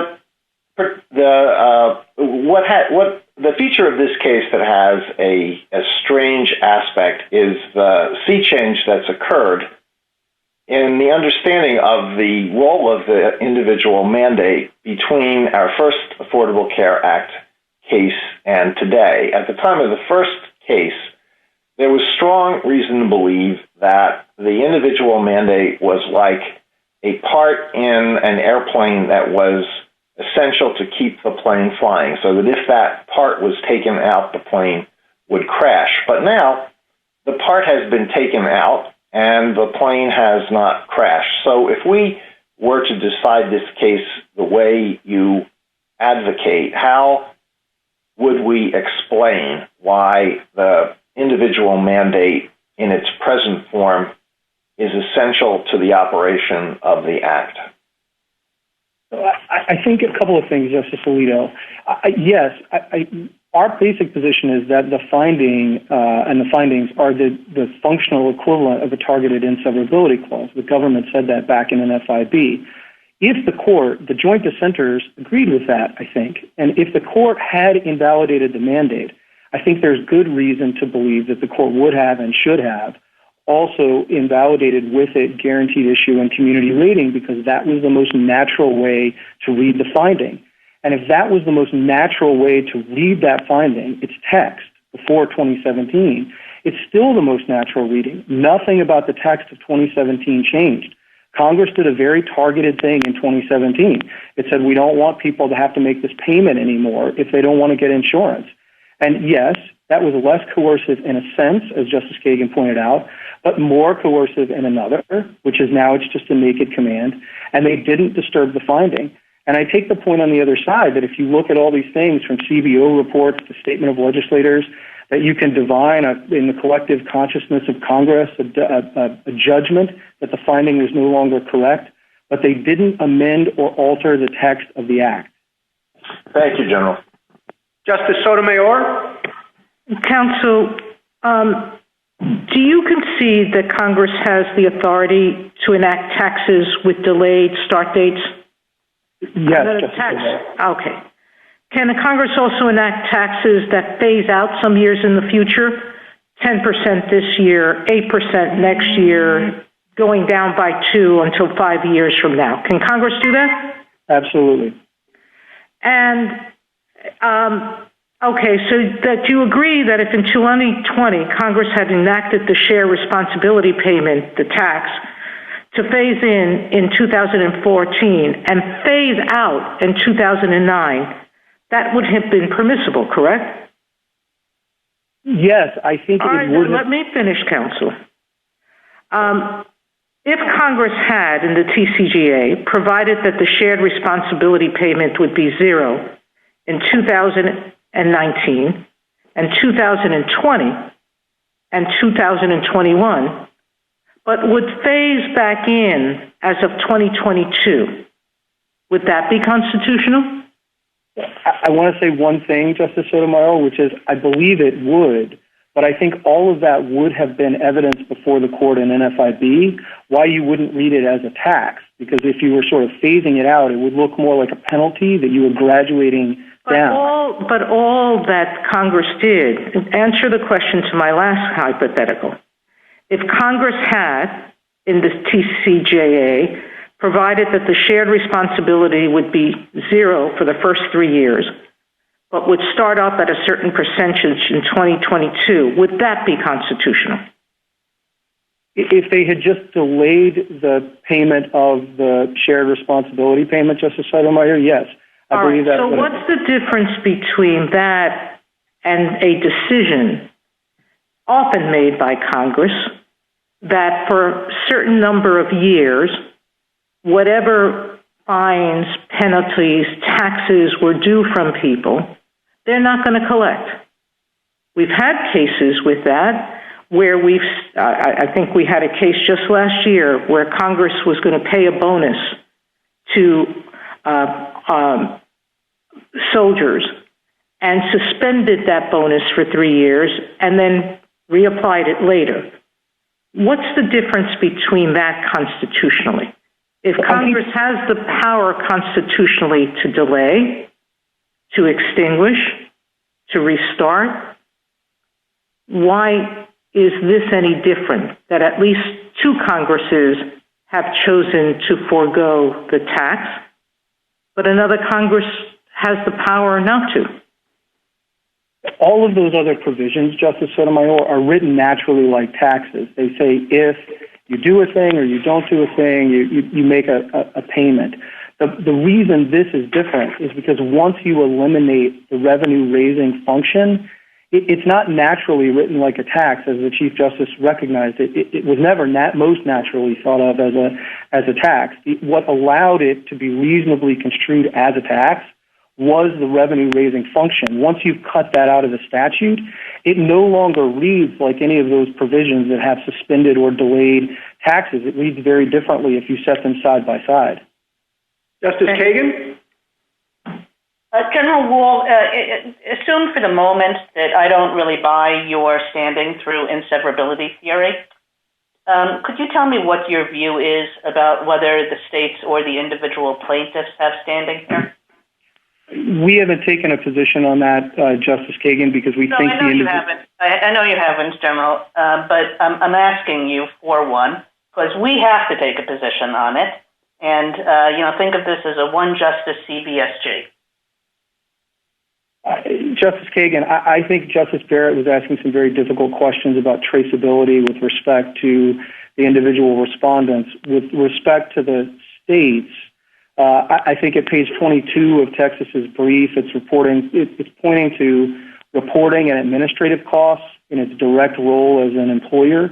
And I think that might be enough to get the state standing. But again, I want to emphasize the United States has not taken a position on that. Okay, I mean, the United States is usually pretty stingy about standing law, so it did surprise me in much the way that it surprised the Chief Justice that you're coming in here with a theory which, to my mind, threatens to kind of explode standing doctrine. I mean, and I guess I want to go back to that because I wasn't sure I understood your answer to the Chief Justice.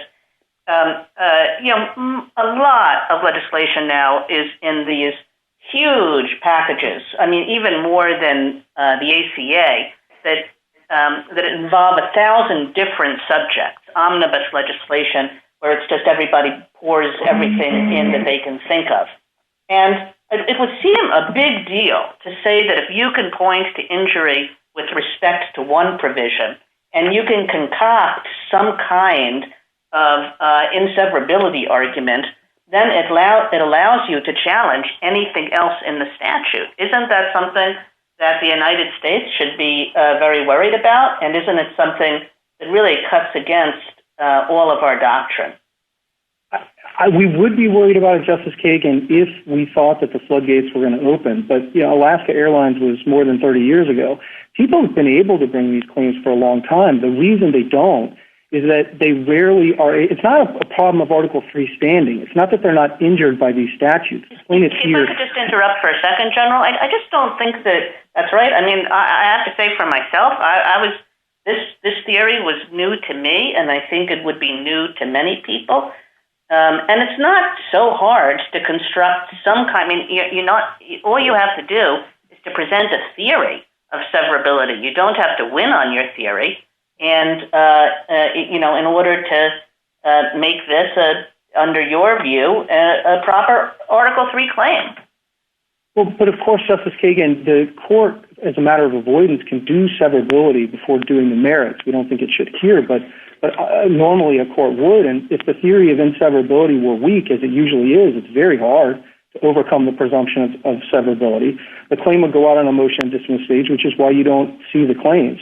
I think the problem for the other side, just to drive home Justice Alito's hypothetical, is I think the other side is saying that even if you had a statute with an express inseverability provision and an obvious constitutional problem, like racial discrimination, so it was obvious that the statute was a legal nullity, everyone regulated by that statute couldn't challenge it until somebody came along who was racially discriminated against.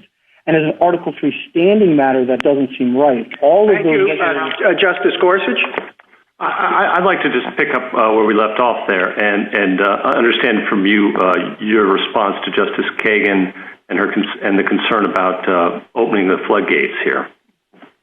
Justice Gorsuch, we just don't see the problem because it's going to be, as I was trying to say, it's going to be very hard to make out an inseverability claim that's going to get you past the motion dismiss stage, which is why we just don't see people walking in and challenging single provisions of omnibus acts because they don't have something like the textual finding here. It's rare to have an inseverability clause. It's even rarer to have a factual finding that goes to exactly the same question as you're asking when you do severability. I mean, in all of the briefs in this case, no one has pointed to any other statute like this one. So I think I understand the sort of reaction that we don't see this sort of theory very often. But again, I don't think that's a function of Article 3 standing. The plaintiffs here are injured. They want plans that they can't get. It's a function of the fact that their argument on the merits is not the type of argument that most plaintiffs, or hardly any plaintiffs, frankly, are going to be able to make plausibly. Thank you. Justice Kavanaugh? Good morning, General Wall. Justice Breyer rightly points out that the U.S. Code has a lot of precatory language in it. My understanding matches his on that point. And to the extent the mandatory language here might be different and unusual, which was my question earlier, I think his question suggests, well, why not just construe this language as being similar to those precatory provisions that are strewn about the U.S. Code, which probably is both a standing and merits question, as I understood him to be asking. Can you respond to that? Sure. A few brief things, Justice Kavanaugh. The first is, of course, the court in NFIB said that the essential feature that allowed for the saving construction was that it raised revenue. Once Congress has eliminated that, I think they cut out the basis for the saving construction, and then you have the word shall, which the Chief Justice recognized in NFIB is most naturally read as a command. It's read as a command in all of these other statutes. So I think the court would have to extend or stretch NFIB further than the court went there. And it seems with respect to the mandate as currently structured, you make a forceful argument that it's not justified under the commerce or taxing or necessary and proper clauses, at least as construed in NFIB. But then we go to severability. And I understood your opening comments to say that the findings in the original act are, in essence, the equivalent of an inseverability clause. And I just want to test that for a second. I mean, as you know, we have a strong background presumption of severability, which reflects a long-standing understanding of how Congress works and our respect for Congress's legislative role under Article I. And it also establishes a clear default rule, or fairly clear default rule, against which Congress can legislate.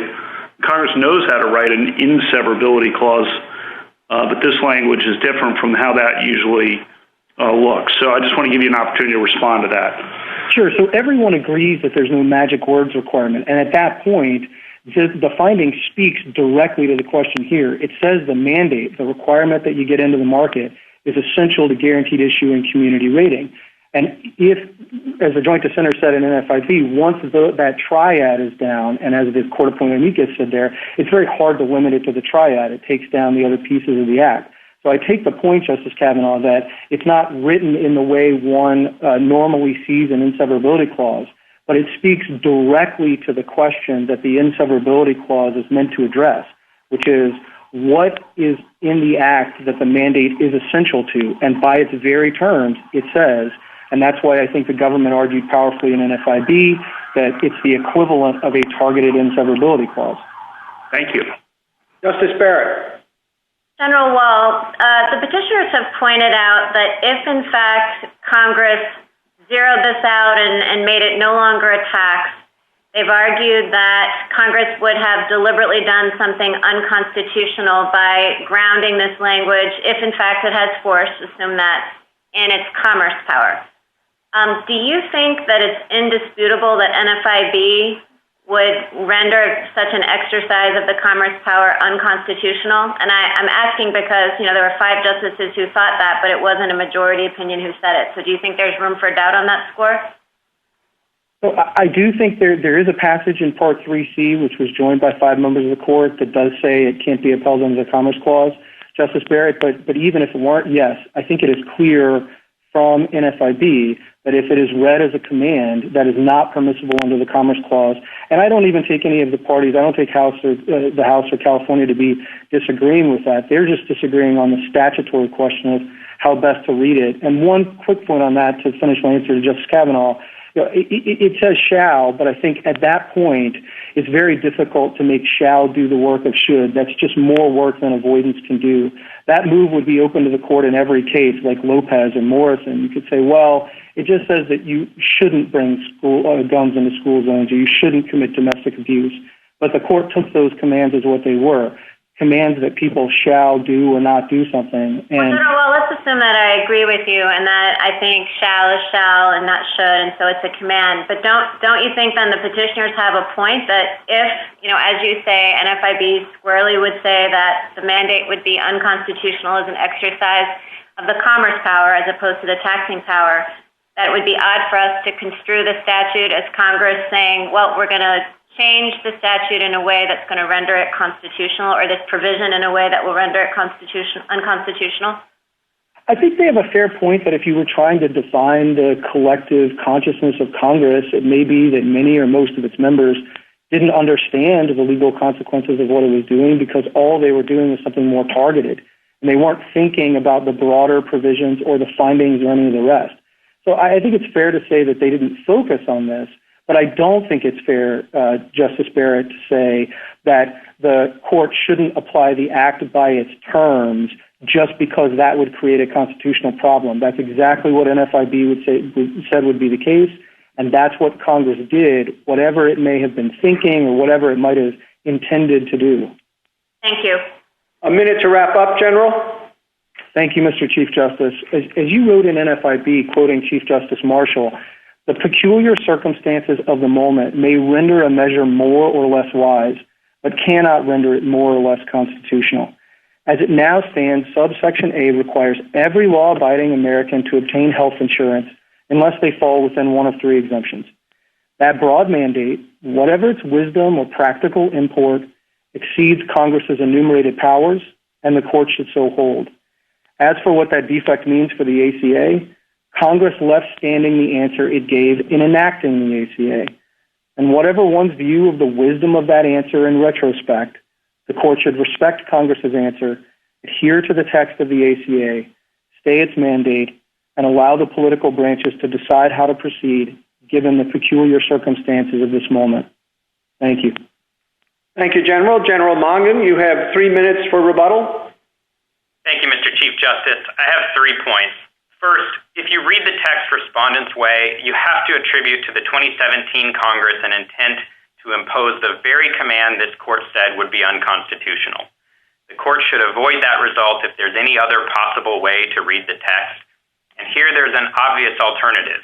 If you adhere to the choice construction the court gave to 5000A and NFIB, That just makes the statute inoperative, a choice between buying insurance or doing nothing. Now, that's a somewhat unusual statute, but it aligns with this court's authoritative construction. It's exactly how Congress and the President understood the amendment and what they told their constituents they were doing. It allows Americans to freely choose whether to buy health insurance. And I think I heard at least one of my friends acknowledge that on that reading, it would be constitutional. Second, AAPC makes clear that there's a strong presumption in favor of severability that can only be overcome with some powerful objective basis. Respondents cannot identify one here. Now, this morning they pointed to the 2010 Commerce Clause findings, but those are not an inseverability clause, and they're not relevant to the severability question that's before the court today because they address the significance of a different version of 5000A backed by a multi-$100 tax consequence in the initial creation of healthcare markets. Congress zeroed out that tax long after the markets were created and after CBO told it that they would remain stable even if 5000A were repealed or made unenforceable. The text and structure that Congress created when it enacted that amendment confirmed the presumption of severability because Congress made 5000A unenforceable and chose to leave every other provision in place.